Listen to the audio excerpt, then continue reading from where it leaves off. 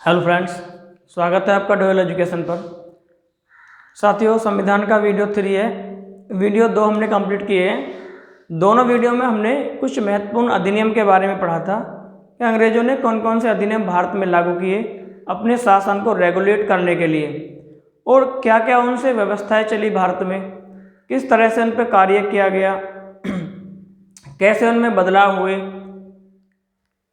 किस governor general के समय कौन सा अधिनियम आया। ये तमाम तरह की बातों पर हमने चर्चा की थी अपने दोनों वीडियो में। इन अधिनियम के बाद आज हम पढ़ेंगे मेकिंग ऑफ कॉन्स्टिट्यूशन, यानी संविधान का निर्माण। अब देख रहे हैं मैंने सारी चीज़ यहाँ पे लिख दी हैं। संविधान का निर्माण, इस संविधान का निर्माण की बात कब से शुरू हुई, इसमें हम जानेंगे कि सबसे पहले संविधान की मांग किसके द्वारा की गई। उसके बाद निरंतर जैसे जैसे मांग चलती गई संविधान की, कई लोगों ने संविधान सभा के गठन की मांग की थी। किसने क्या मांग की, अंग्रेजों का रिएक्शन उसके लिए क्या रहा, बात उनकी मानी या नहीं मानी, अगर नहीं मानी तो क्यों नहीं मानी। तो इस तरह की चीज़ें आज हम पढ़ेंगे। महत्वपूर्ण टॉपिक है, बहुत ही ज़्यादा एग्जाम के पॉइंट ऑफ व्यू से बहुत ही महत्वपूर्ण टॉपिक है। यहाँ से बार बार कई सारे क्वेश्चन पूछे गए हैं। यूपीपीसीएस एग्जाम में क्वेश्चन आया है, यूपीएससी प्री में क्वेश्चन आया है, सीडीएस में क्वेश्चन यहाँ से बना है। तो तमाम तरह के कई एग्जाम में क्वेश्चन यहाँ से पूछे गए हैं। एसएससी, सीजीएल और सीपीओ की परीक्षा में भी यहाँ से क्वेश्चन आए हैं।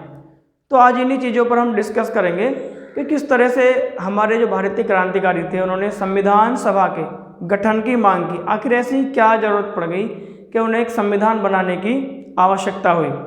तो उन्हीं चीज़ों पर आज हम गौर करेंगे। सबसे पहले मैं आपको बता दूं, मैंने आपको बताया था हमारे भारत में स्वतंत्रता के लिए एक संग्राम हुआ था जिसको फर्स्ट फ्रीडम हम बोल सकते हैं, पहला स्वतंत्रता संग्राम। ठीक है, पहला स्वतंत्रता संग्राम। तो उस संग्राम के बाद जो अंग्रेजों का प्रशासनिक ढांचा था वो तितर बितर हो गया, सारी प्रशासनिक मशीनरी इधर उधर हो गई। आंदोलन जो हुआ था 1857 का, उसमें सारी चीज़ें बिखर गई। यानी अंग्रेज जो थे उनके मन में भय उत्पन्न हो गया कि आगे भविष्य में ऐसा आक्रमण या आंदोलन ना हो। तो अगर ये आंदोलन संगठित और एकता से शुरू होता तो निश्चित ही हमारे जो देश था वो 1857 में ही आज़ाद हो रहा था। कारण क्या हुआ था आंदोलन को विफल होने के? एक तो आंदोलन ये लंबा नहीं चल सका, फिर कुछ हिस्से इससे अछूते रह गए। भारत के कुछ क्षेत्रों में आंदोलन चला ही नहीं। लीड करने वाले जो नेता थे वो विपक्षी धर्मों के नेता थे, अलग अलग धर्मों के नेता थे। यानी एक सहयोग अच्छी तरह से आंदोलन को नहीं मिला, जिस कारण आंदोलन विफल हुआ। उसके बाद जो भारतीय थे वो आज़ादी की लड़ाई को लेकर और भी आगे बढ़ने लगे।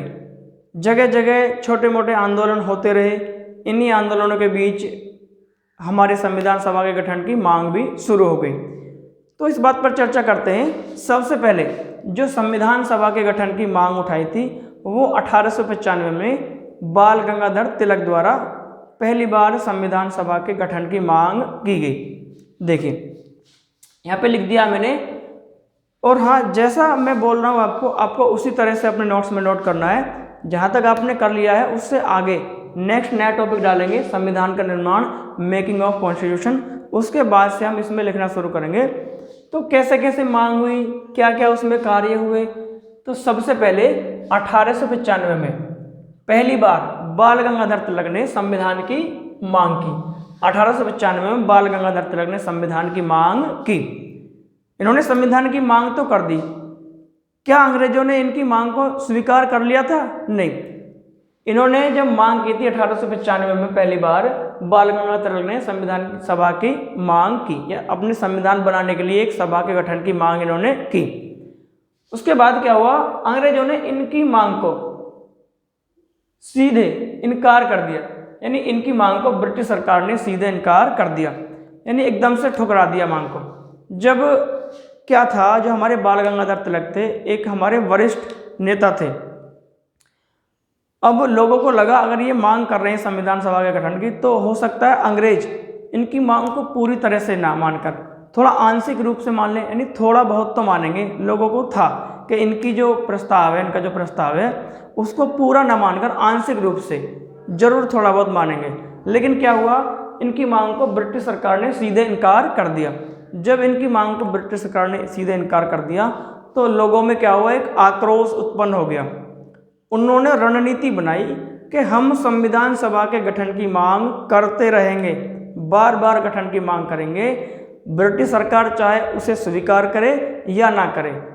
उन्होंने एक रणनीति तैयार कर ली है कि हम समय समय पर संविधान सभा के गठन की मांग करते रहेंगे।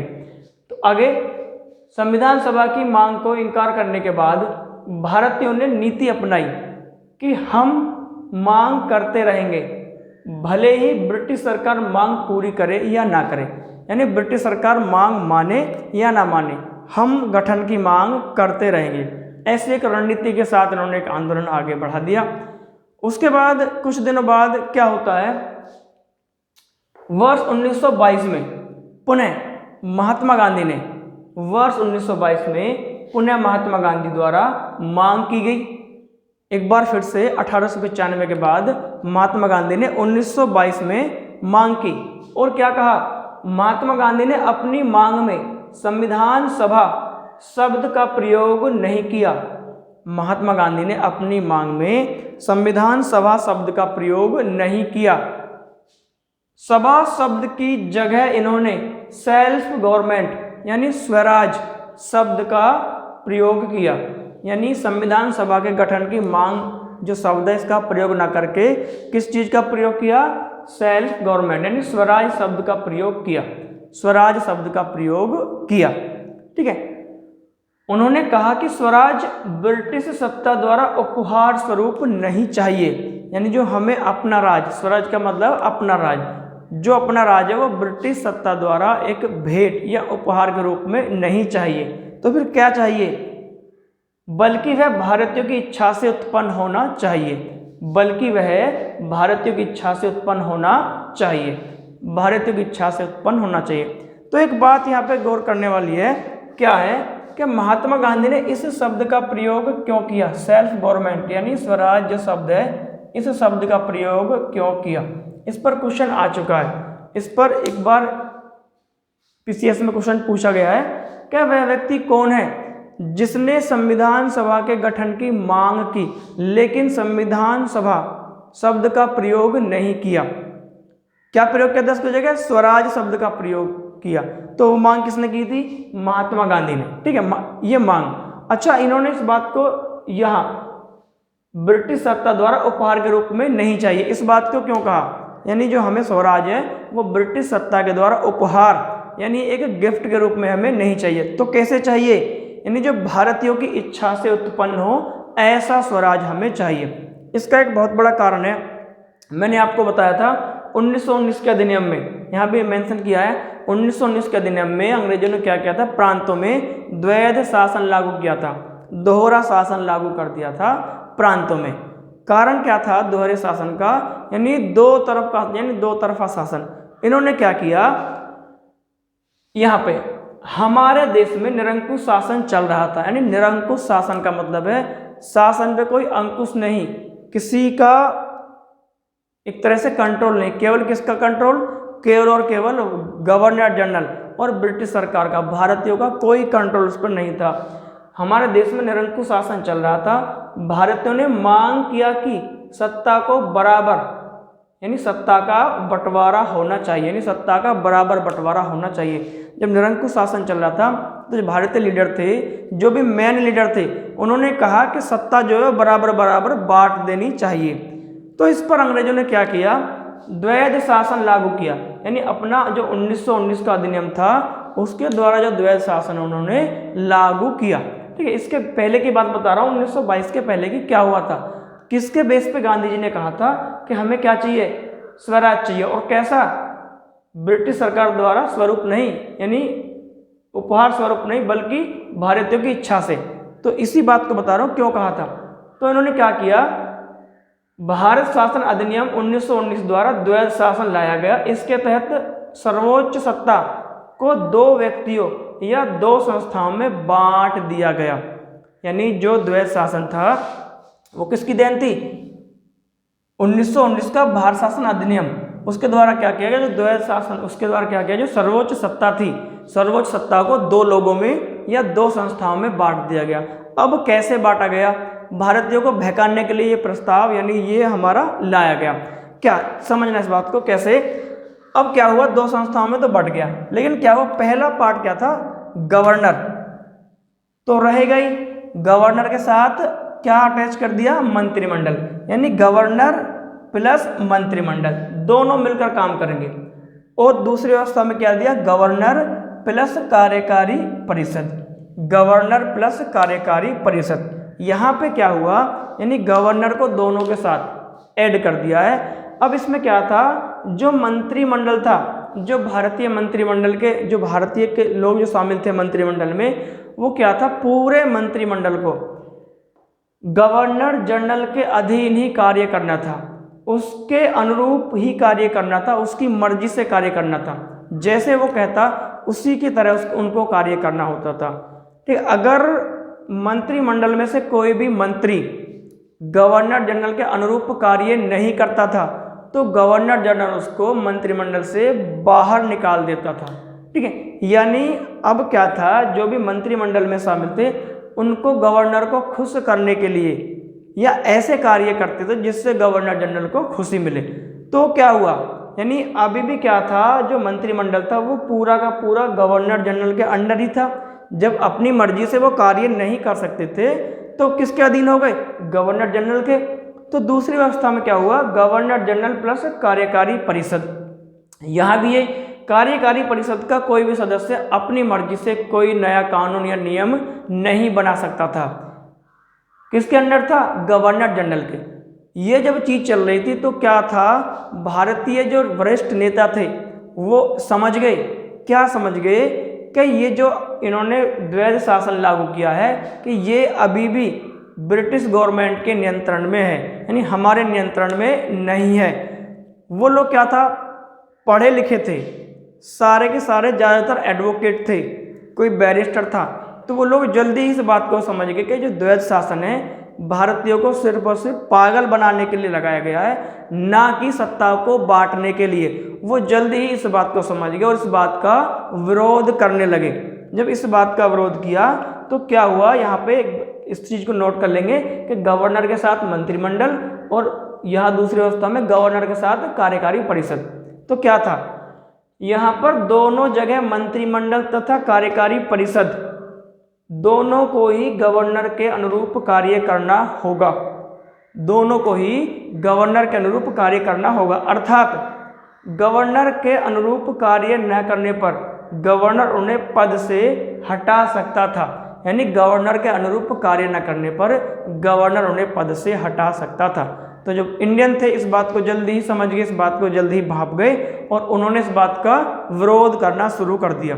तो क्या हुआ, इसी बात के ऊपर महात्मा गांधी ने क्या कहा था कि हमें ब्रिटिश सत्ता द्वारा उपहार स्वरूप नहीं चाहिए, स्वराज कैसा नहीं चाहिए, स्वराज जो है ब्रिटिश सत्ता द्वारा उपहार स्वरूप नहीं चाहिए। जैसे यहाँ द्वैध शासन का उन्होंने उपहार दिया था तो ऐसा उपहार हमें नहीं चाहिए। कैसा चाहिए, बल्कि वह भारतीयों की इच्छा से उत्पन्न हो, भारतीयों की इच्छा से उत्पन्न होना चाहिए। तो इसी को कहा था कि जो स्वराज हमें चाहिए, लेकिन कैसा, ब्रिटिश शासन के द्वारा, ब्रिटिश सरकार द्वारा सत्ता के स्वरूप में नहीं, कैसा, भारतीयों की इच्छा से उत्पन्न हो, हमारी इच्छा से उत्पन्न हो, ऐसा हमें स्वराज चाहिए।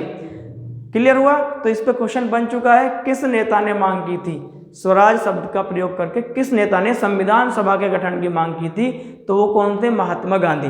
अब आपके दिमाग में एक बात आ जाएगी कि स्वराज शब्द का प्रयोग बाल गंगाधर तिलक और दादा भाई नौरोजी ने भी किया था, लेकिन वो स्वराज ये स्वराज नहीं था। इसका मतलब था कि हमारा पूर्ण राज्य यानी पूरा राज्य स्वतंत्र, वह उनका अलग मतलब था, वो हम आगे बढ़ेंगे। ठीक है, तो यहाँ से ये चीज़ें क्लियर, द्वैध शासन का मतलब समझ में आया। तो ये संविधान सभा की मांग हुई, यानी दो बार मांग हो गई, पहली बार बाल गंगाधर तिलक द्वारा और दूसरी बार महात्मा गांधी द्वारा। ये सारा का सारा आपको नोट करना है, जैसे मैंने बोला उस तरह से आपको नोट करना है, क्योंकि ये चीज़ें मैंने थोड़ी सी अधूरी हैं। अगर मैं इनको पूरा लिखूंगा तो शायद चीज़ें नहीं आ पाती, तो मैंने कुछ अधूरी लिखी है तो पूरी मैं उनको बोल के कर रहा हूँ, तो आप मेरी वॉइस पे ध्यान दीजिए कि मैं क्या बोल रहा हूँ, ठीक है। अब नेक्स्ट आगे क्या हुआ, जब ये चीज़ें हो गई तो उसके बाद इनकी मांग को भी क्या किया, पूरी तरह से अस्वीकार कर दिया। महात्मा गांधी की मांग को भी उन्होंने पूरी तरह से अस्वीकार कर दिया। 1922 का वो समय था जब महात्मा गांधी पूरे देश के हीरो बन गए थे। महात्मा गांधी पूरे देश के हीरो थे। हर जो देशभक्त था, जो क्रांतिकारी था, सभी के दिलों में महात्मा गांधी बसे हुए थे। जितने भी मेन लीडर थे सब महात्मा गांधी को अपना आदर्श मानते थे। तो जब लोगों में इतनी बड़ी देशभक्ति की भावना थी महात्मा गांधी के प्रति, तो जब उनकी मांग को अस्वीकार कर दिया, महात्मा गांधी की मांग को अस्वीकार कर दिया अंग्रेजों ने, तो लोगों को लगा कि उन्होंने पूरे देश के मुंह पर चाटा मारा है। उनको लगा कि महात्मा गांधी की इंसल्ट नहीं है, हमारी इंसल्ट है। तो आंदोलन और तेजी से आगे बढ़ा, बहुत आंदोलन तेज चला। उसके बाद क्या हुआ, आगे क्या हुआ, 1924 का समय आया। 1924 का समय आया। 1924 में पंडित मोतीलाल नेहरू ने सभा की मांग की। पंडित मोतीलाल नेहरू ने संविधान सभा की मांग की, लेकिन इसे भी अस्वीकार कर दिया गया। पंडित मोतीलाल नेहरू भी एक वरिष्ठ एडवोकेट थे। महात्मा गांधी के बाद 1924 में इन्होंने मांग की, लेकिन क्या हुआ, वही परिणाम। क्या परिणाम, इनकी मांग को भी अस्वीकार कर दिया गया। उसके बाद क्या होता है, समय आता है वर्ष 1934 का। 1934 में एक नेता थे M.N.. Roy. M.N.. Roy, M.N.. Roy बड़े ही बौद्धिक प्रकृति के नेता थे, समझदार, तर्क इतना अच्छा देते थे अपने भाषण में, जो सुनता था वो सुनते के सुनते ही रह जाता था। इतने बौद्धिक बुद्धि के तेज थे। तो इन्होंने क्या किया, 1934 में एम.एन. रॉय ने मांग की, सरकार ने इसे भी अस्वीकार कर दिया। यानी इन्होंने जो मांग की थी, ब्रिटिश सरकार ने इसे भी अस्वीकार कर दिया। लेकिन लोगों को लगा था कि अब की बार एम.एन. रॉय मांग कर रहे हैं तो कुछ इस तरह से अपनी मांग को पेश करेंगे कि ब्रिटिश जो सरकार है कम से कम पूरा ना तो उसका आंशिक भाग ही मान लेगी। ये लोगों में उम्मीद थी। लेकिन क्या परिणाम मिला, परिणाम वही जो 1895 से चला आ रहा था, एकदम डिले, बिल्कुल अस्वीकार कर दिया, उनकी मांग को अस्वीकार कर दिया। लेकिन 1934 तक आते आते समय परिवर्तन हो गया, समय बहुत परिवर्तित हो गया। इससे पहले बहुत सारी घटनाएं हुई, जिनमें एक महत्वपूर्ण घटना थी क्या, INC, इंडियन नेशनल कांग्रेस, भारतीय राष्ट्रीय कांग्रेस की स्थापना हो चुकी थी। जो भारतीय राष्ट्रीय कांग्रेस है उसकी स्थापना हो चुकी थी। INC मैंने शॉर्ट में लिख दिया है, इंडियन नेशनल कांग्रेस, भारतीय राष्ट्रीय कांग्रेस की स्थापना हुई। कब स्थापना हुई, किसके द्वारा स्थापना की गई और क्यों स्थापना की गई, सबसे बड़ा सवाल, क्यों इसकी जरूरत पड़ी कांग्रेस की स्थापना की, क्या जरूरत थी भारतीयों को, जो कांग्रेस का जो इतना बड़ा संगठन था वो गठित करना पड़ा। समझते हैं इस बात को, पहले थोड़ा सा देख लेते हैं। भारतीय राष्ट्रीय कांग्रेस के जो फाउंडर थे, जो संस्थापक थे, वो थे एलन ऑक्टेवियन हुम, यानी A.O. हुम। A.O. हुम स्कॉटलैंड के निवासी थे और भारत में पक्षी वैज्ञानिक के तौर पर ये कार्य करते थे। ठीक है, स्कॉटलैंड के निवासी थे और भारत में पक्षी वैज्ञानिक के तौर पर ये कार्य करते थे। संस्थापक A.O. हुम। वर्ष, स्थापना वर्ष 28 दिसंबर 1885, यानी कांग्रेस की स्थापना कब हुई थी, 28 दिसंबर 1885। इसके पहले अध्यक्ष यानी कांग्रेस के पहले प्रेसिडेंट थे W.C. बनर्जी, यानी व्योमेश चंद्र बनर्जी। इसके पहले अध्यक्ष थे। बहुत बार क्वेश्चन पूछा गया है, UPPSS PT में भी क्वेश्चन पूछा गया है कि जो कांग्रेस का संगठन था उसके पहले अध्यक्ष कौन थे, W.C. बनर्जी। थोड़ा सा इस बात को समझते हैं कि आखिर कांग्रेस की स्थापना की जरूरत क्यों आन पड़ी। आंदोलन तो चल ही रहे थे, तो कांग्रेस जैसा बड़ा संगठन क्यों स्थापित किया गया। ये जो कांग्रेस की स्थापना का विचार था, ये A.O. हुम का दरअसल विचार था ही नहीं, ये विचार A.O. हुम का था। तो किसका था, उस समय जब कांग्रेस की स्थापना हुई थी तो एक गवर्नर जनरल हुआ करते थे, लॉर्ड डफरिन। कौन थे इस समय governor general, Lord Dufferin. Lord Dufferin. इनका जो कार्यकाल था 1884 से 1888 तक था। लॉर्ड डफरिन बड़े ही चालाक और समझदार व्यक्ति थे। इन्होंने क्या सोचा कि जब 1884 का ये समय था और उससे कुछ दिन पहले 1857 की क्रांति हुई थी, तो 1857 की क्रांति के बाद हर जगह छोटे मोटे विद्रोह हो रहे थे। सैकड़ों जगह पूरे देश में छोटे मोटे विद्रोह चल रहे थे। पंजाब में, बंगाल में, कलकत्ता में, अवध में, न जाने कहाँ कहाँ छोटे मोटे विद्रोह, मेरठ में, उत्तर प्रदेश में, मद्रास में बहुत सारे विद्रोह चल रहे थे। अब जब इतने सारे विद्रोह चल रहे थे तो क्या हुआ, ब्रिटिश सरकार को इन पर कंट्रोल पाना बहुत ही कठिन हो गया। क्यों? क्योंकि इतनी जगह विद्रोह, कहाँ जाएं, यहाँ सेना भेजे, वहाँ सेना भेजे, कहाँ कहाँ सेना भेजे। करोड़ों की संख्या में, सैकड़ों की संख्या में विद्रोह चल रहे थे। कभी यहाँ विद्रोह, वहाँ सेना गई, वह अब के बार वहाँ विद्रोह, वहाँ सेना गई। तो अंग्रेज बड़े परेशान हो गए। तो इनके दिमाग में एक विचार आया, क्यों ना भारतीयों को एक बार और बेवकूफ़ बनाया जाए। तो इन्होंने क्या किया, एलन ऑक्टेवियन हुम यानी एओ हुम को बुलाया। साइंटिस्ट तो थे ही, वैज्ञानिक थे। एओ हुम को बुलाया, और ये कम वैज्ञानिक थोड़ी थे, ये इनसे भी बड़े वैज्ञानिक थे। तो इन्होंने बुलाया और कहा, एओ हुम से कहा कि जो इंडिया है, जो भारतीय हैं, इनमें एकता इतनी है कि इनको तोड़ना, इनकी यूनिटी को तोड़ना मुश्किल है। इनकी यूनिटी को तोड़ना मुश्किल है। अब सैकड़ों जगह विद्रोह हो रहे हैं, इन पे कंट्रोल पाना मुश्किल है। तो इन्होंने क्या कहा कि एक ऐसा संगठन का निर्माण करो, एओ हुम, एक ऐसा संगठन बनाओ कि जिससे, या जिस संगठन के द्वारा भारतीयों को विश्वास दिलाया जा सके कि हम उनके लिए काम कर रहे हैं। ये संगठन सिर्फ और सिर्फ उनके लिए ही बनाया गया है। अब इसका मतलब क्या था कि जो सैकड़ों जगह जो विद्रोह हो रहे थे वो एक ही जगह हो, चाहे कितना भी बड़ा विद्रोह हो, लेकिन एक जगह हो। मान लीजिए अब क्या हुआ है, अब इसको इस तरह समझिए। अब मान लो क्या है, आप का छोटा सा एक एरिया है, ठीक है, छोटा सा एरिया मान लेते हैं। अब उसमें 50 जगह आग लगी हुई है। उस एरिया में थोड़ी सी वहाँ आग लग रही है, थोड़ी सी उधर लग रही है। तो क्या करेंगे आप, वहाँ बुझाएंगे, वहाँ बुझी तो वहाँ लगी, फिर वहाँ भगेंगे, फिर उधर दौड़ेंगे, फिर इधर दौड़ेंगे।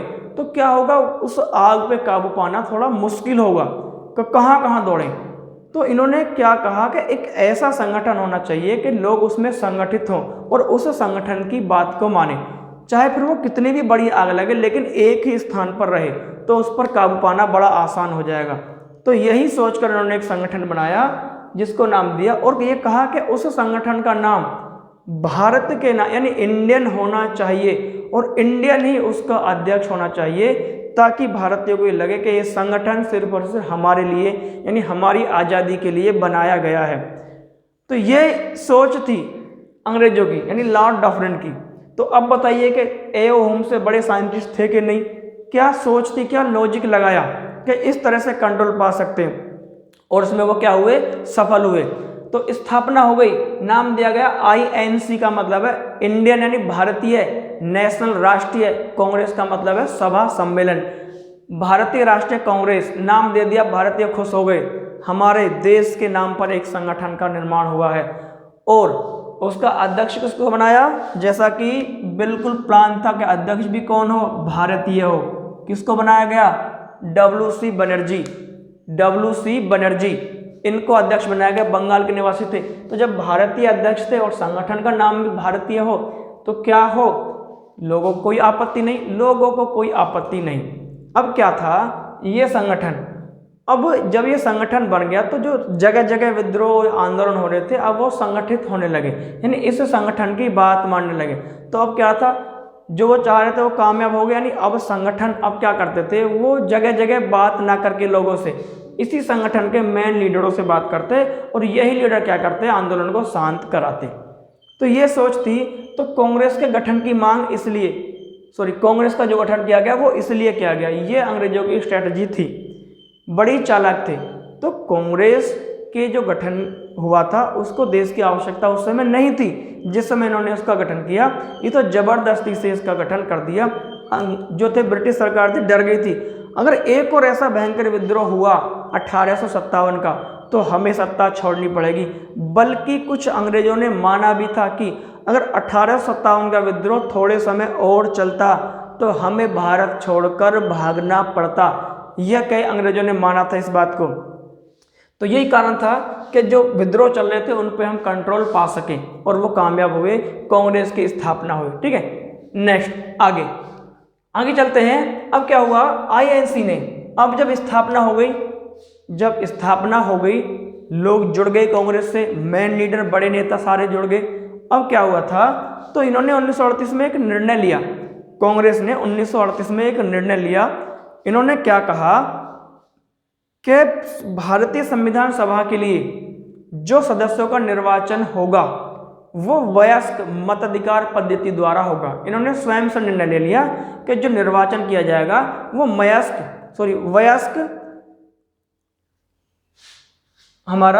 वयस्क मताधिकार पद्धति द्वारा चुने जाएंगे। यानी वयस्क मताधिकार का मतलब है उस समय जो अडल्ट एज थी वो थी 21 साल, अब क्या है 18 साल। अब 18 साल का वोट कर सकता है, उस समय था 21 साल का।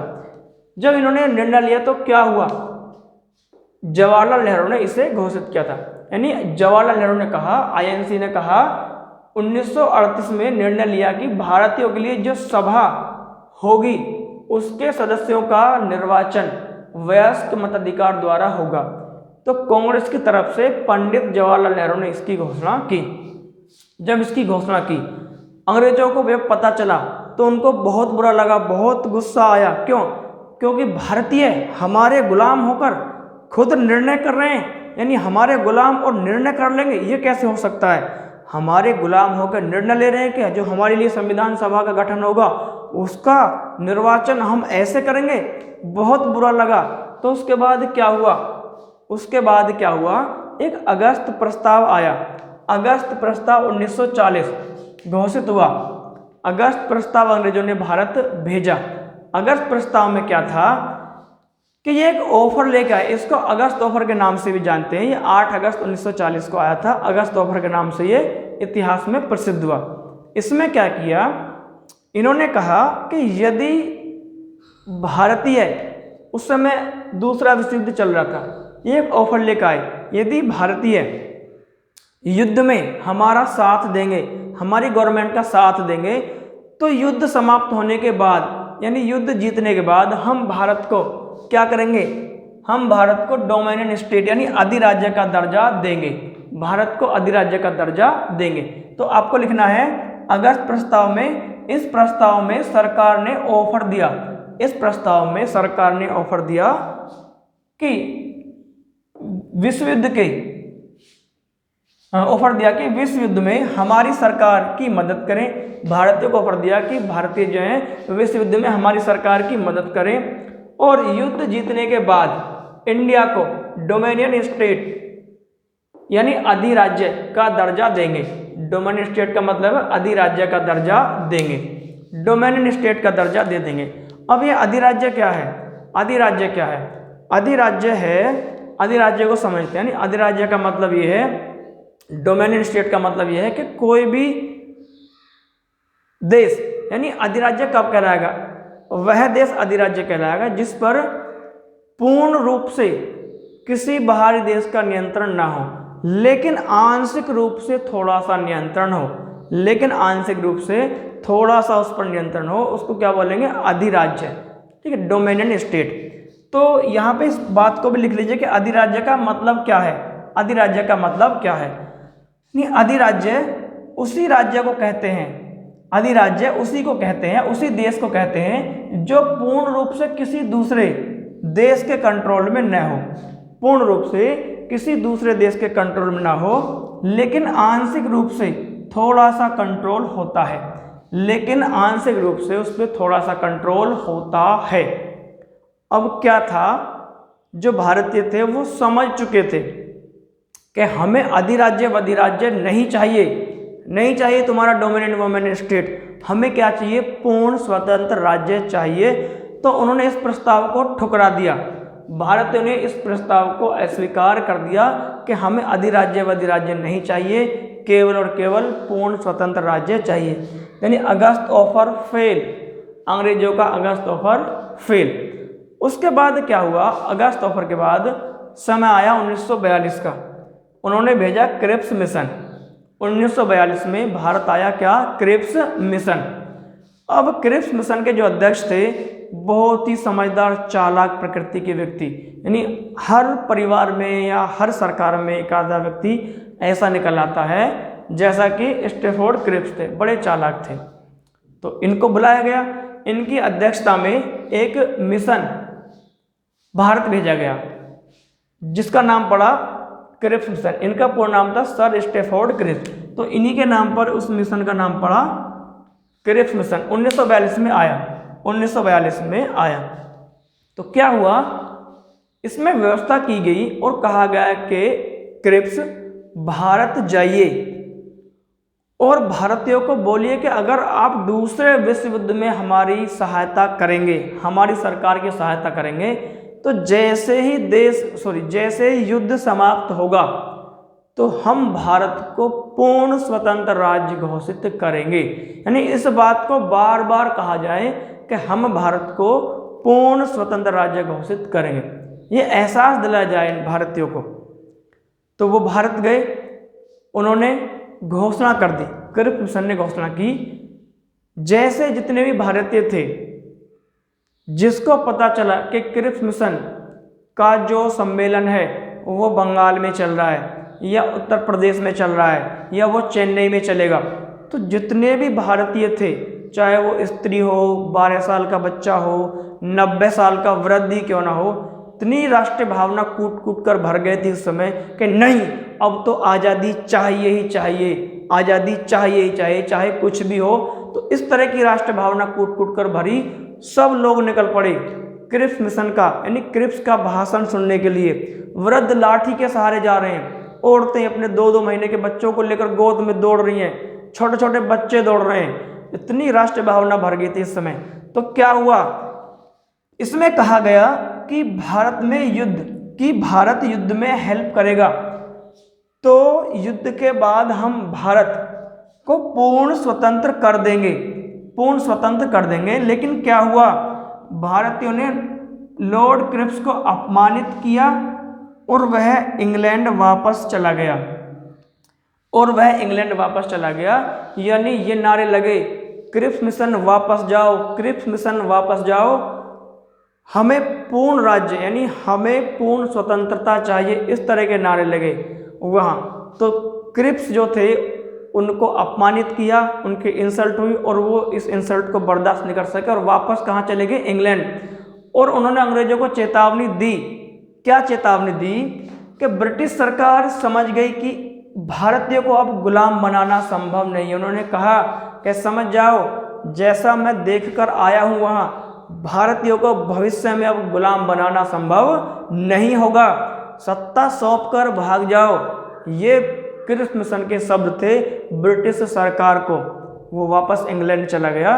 और उसके बाद क्या हुआ, एक मिशन और आया था जिसको नाम दिया गया था कैबिनेट मिशन। ठीक है, वो पढ़ेंगे हम नेक्स्ट वीडियो में, कैबिनेट मिशन। तब तक आप इसको तैयार करिए, इन सारी चीज़ों को तैयार करिए, इनको एकदम कंठस्थ कर लीजिए। सारे एग्जाम के पॉइंट ऑफ व्यू से बहुत ही इंपॉर्टेंट क्वेश्चन हैं, जितने भी हैं सारे के सारे। तो जैसे मैंने आपको बोला है नोट्स में, आप उसी तरह से इनको लिखना है आपको। ठीक है, एक नोट्स आपको बनाना है ताकि भविष्य में कभी आपको ज़रूरत पड़े तो आपको बार बार वीडियो देखना ना पड़े, बार बार आपको कोचिंग जाना ना पड़े। आप अपने नोट्स से उस चीज़ को रिवाइज करिए, एग्जाम के टाइम पे आपको बहुत मददगार साबित होगा ये नोट्स। ठीक है, तो आज के लिए इतना ही, क्लास को मैं यही विराम देना चाहता हूँ। मिलते हैं नेक्स्ट वीडियो में, धन्यवाद।